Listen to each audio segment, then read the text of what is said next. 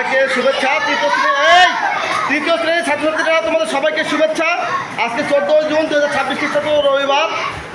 আগামী সপ্তাহে তোমাদের ধারাবাহিক মূল্যায়ন পরীক্ষা ইংলিশ গ্রামারের উপর হবে। আমি যে 5টা প্রশ্ন বোর্ডে লিখে দিছি, এই 5টা প্রশ্নের উপরই তোমাদের পরীক্ষা হবে, ঠিক আছে? 4 নম্বর প্রশ্ন উত্তর 3-4 পৃষ্ঠা হবে, এটা একটু বড়, আর অন্যান্য প্রশ্ন উত্তর একটু ছোট। তোমরা একটু ভালো করে পড়ে মুখস্থ করে লেখা দিবে। যারা এই ওটা প্রশ্ন উত্তর বাসা থেকে লিখে নিয়ে আসবে আর এখানে মুখস্থ দিতে পারবে, তাদের প্রত্যেককে আমি 6টি করে কলম উপহার দিই। ওকে, ধন্যবাদ সবাইকে।